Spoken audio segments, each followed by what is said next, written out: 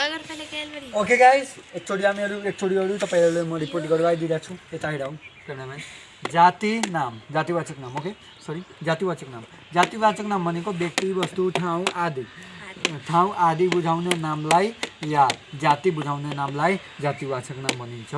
जस्तैमा राम, आकाश, कलैया, चरा, कुकुर आदि। ओके त्यो कुकुर आदि जस्तैमा यो सबै नाम भयो कि तपाईँहरूको जाति बुझाइरहेको छ। जातिको निम्ति कुकुरको एउटा जाति जस्तैमा कुकुर जात एउटा अर्कै विभिन्न प्राणी भयो नि त्यसको जाति त्यसै बुझाइरहेछ त भने यो जाति बुझाइरहेछ। यो कलैया ठाउँ बुझाइरहेछ। यो आकाश नाम बुझाइरहेछ व्यक्तिको नाम राम व्यक्तिको नाम चरा जातिको नाम त्यो त्यही नै जातिवाचक नाम हो। ओके आई थिङ्क तपाईँहरूलाई थाहा भइसक्यो होला जातिवाचक नाम। अब अगाडि बढ्दैछौँ हामीहरू धेरै समझमा आइरहेछ बन अब हामीहरू अगाडि बढ्दैछौँ कुन चाहिँ ओके अब 3 नम्बरमा समूहवाचक नाम तपाईँलाई थाहा बताइदिएको छु। अब नम्बर 3 सर्वतर्फ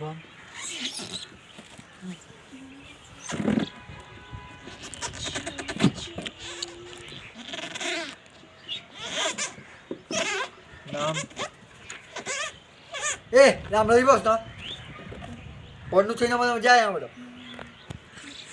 समूहवाचक नाम एकभन्दा धेरै भन्नाले हेर्नु समूहवाचक नाम भनेको समूह भनेको के हो एउटा ग्रुप होइन। जस्तैमा एकभन्दा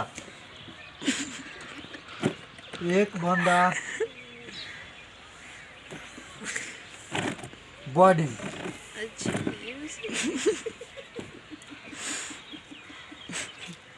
जना भएको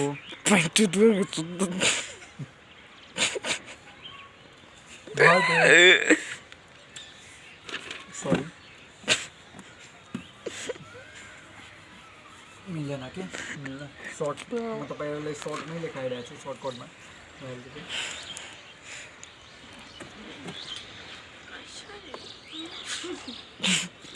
एकभन्दा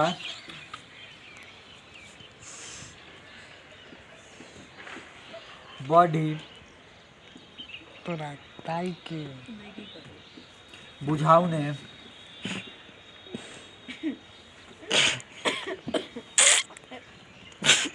बुझाउने शब्दलाई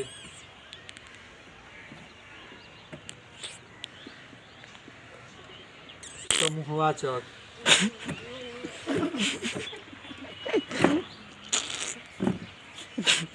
नाम भनिन्छ। नामहरू साला नकर्नी अरे जस्तैमा साला रे जस्तैमा तपाईँहरूको भिडियो बिगाड्दा सबैभन्दा बढी बुझाउने शब्दलाई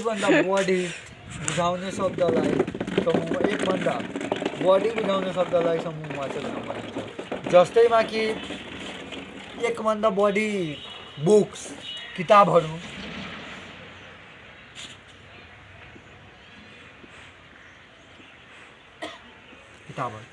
किताब भयो भने एउटा किताब भइहाल्छ। किताब भनेको एउटा किताब हुन्छ होइन। किताब यसैमा हरू लगाइदिनु भयो भने बहुत धेरै किताब भएको ठाउँलाई किताबहरूलाई हामी त्यसमा एकभन्दा बढी किताब राखेछ भने त्यसलाई हामीले के भन्ने किताबहरू त्यही हो किताबहरू। जस्तैमा भयो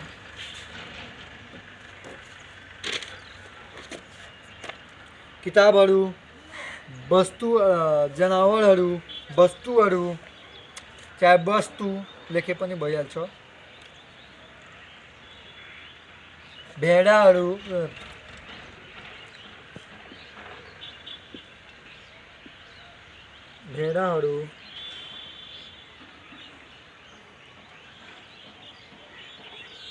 वस्तुहरू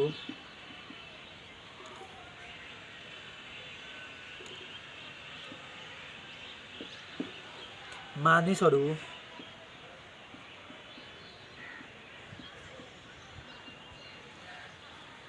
के भन्ने हामीहरू यसलाई मानिसहरू भनेको मानिसको धेरै समूहलाई धेरै समूहहरू बसेको ठाउँलाई हामीहरू के भने मानिसहरू त्यहाँ बसेछन् भनेको त्यो भयो हामीहरूको समूहवाचक नाम किनकि त्यहाँ ग्रुप बनाएर बसेछन् त्यसै कारणले समूहवाचक नाम ओके रेडी अब यो आई होप कि तपाईँहरूले समझमा आइसक्यो होला यहाँ समूहवाचक नामसम्म अब अगाडि हामीहरू बढ्दैछौँ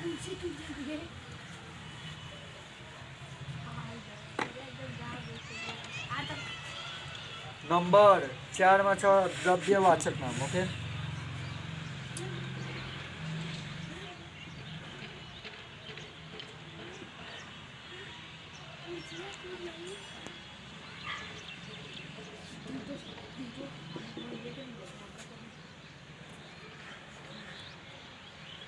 द्रव्यवाचक नाम भनेको 1 2 भनेर गन्न नसकिने तर नाप्न तौल्न गर्न सक्ने वस्तुलाई द्रव्यवाचक नाम भनिन्छ भनेको के भयो तपाईहरुलाई 1 2 काउन्टिङ गर्न नसक्ने ओके लेख्ने अब 1 2 भनेर गन्न नसक्ने तर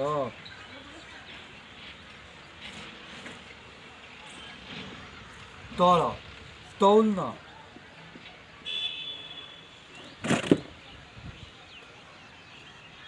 र नाप्न सक्ने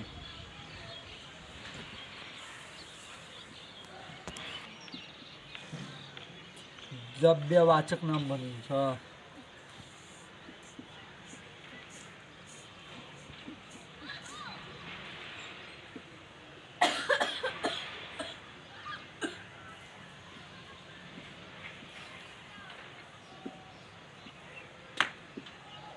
ओके जस्तैमा पानी जस्तै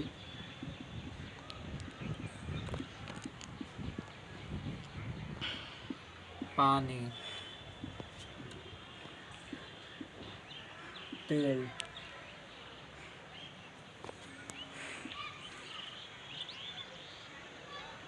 तेल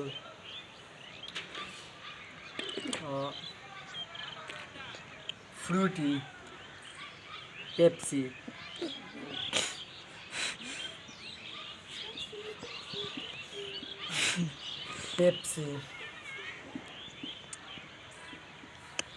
आदि ओके भनेको के हो द्रव्यवाचक नाम भनेको तपाईहरुले कुनै पनि वस्तुलाई जस्तोमा एउटा दुईटा भनेर काउन्ट गर्न नसक्ने ओके र त्यसलाई लिटरमा तौल्न सक्ने नाप्न सक्ने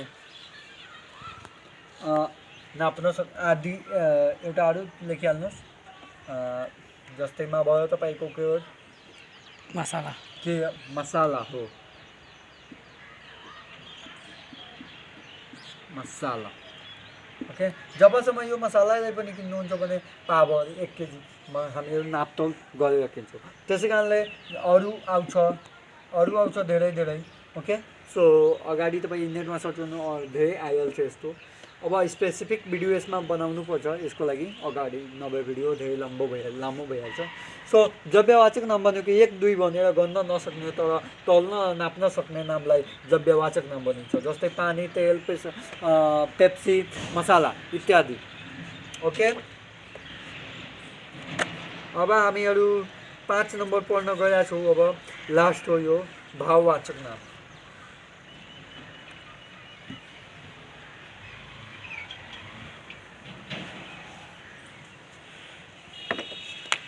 नंबर 5 भाववाचक नाम ओके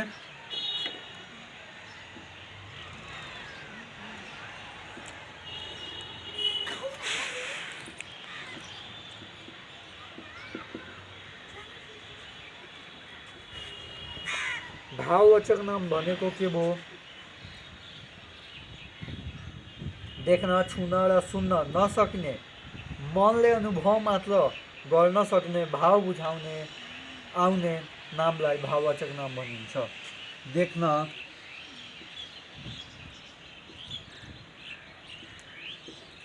छुन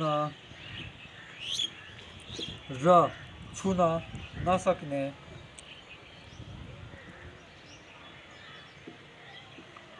र मनले मात्र अनुभव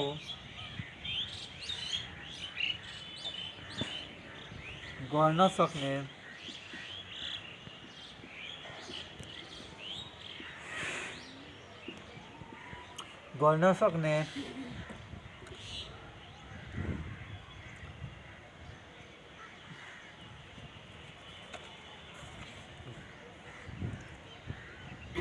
भाव बुझाउन आउने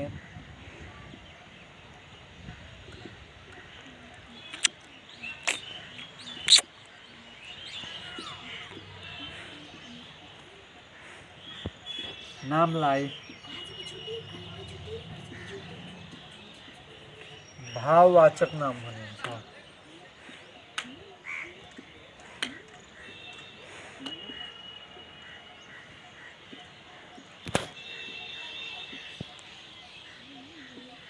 ओके,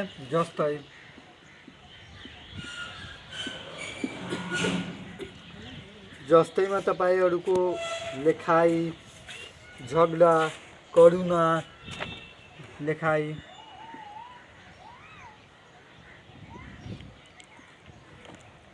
झगडा,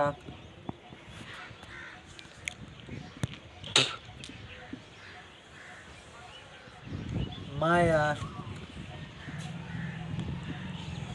दया,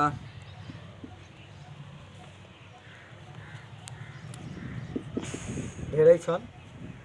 एकचोटि हेर्नुस्, लेखाइ, हामीहरुको लेखाइ लेखेकै कुरा हामीहरुलाई थाहा हुन्छ। ओके, लेखिरहेको छौँ, हातले त्यो मात्र देख्न सकिन्छ, तर कसरी लेखिरहेको छ त्यो त हामीहरु देख्न सकिदैन, अनुभव गर्यो हैन। र माया भनेको प्रेम। ओके, मायाको अर्थ हुन्छ प्रेम, इंग्लिशमा यसलाई लभ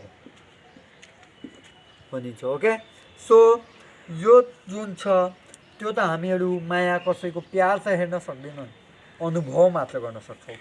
सो त्यसैलाई नै भनिन्छ के भाववाचक नाम। भाव भनेको अन्दरको भित्रबाट मनबाट आएको जुन भाव हुन्छ एउटा, त्यो भावलाई मात्र भावलाई बुझाउने नामलाई नै भाववाचक नाम भनिन्छ। ओके, जस्तैमा छुने, टच गर्छु भने हामीहरुको टच गरेको त हेराउँदैनन्, टच छ भनेको मात्र अनुभव हुन्छ, कसैले मलाई टच गर्यो। हावा जुन छ हामीहरुको बडीलाई टच गर्छ भने हावालाई हेर्न सक्छौँ, सक्दैनौँ, अनुभव मात्र गर्न सक्छौँ। त्यसैलाई नै भाववाचक भनेको भाववाचक नाम भनिन्छ। ओके, क्रोध, घृणा, हाँस, झगडा, करुणा, लेखाइ, पढाइ आदि। ओके, सो अब हामीहरु यही भिडियोको एन्डिङ गर्दै अब हामीहरुको जुन आउँछ अब सधैँ हरेक सटरडे चाहिँ हामीहरुको एउटा भिडियो अपलोड गर्छौँ। हामीहरु पढाएर केही न केही व्याकरण तपाईको जुन पनि सब्जेक्ट पढ्नु मन लाग्छ भने मलाई एकचोटि कमेन्टमा गर्नु होला। र तपाईको आजको भिडियो यो कस्तो लाग्यो सो एकचोटि कमेन्ट जरुर गर्नु होला। सो बाइ बाइ, टाटा, लर्न विथ नवीनको च्यानलबाट बाइ बाइ।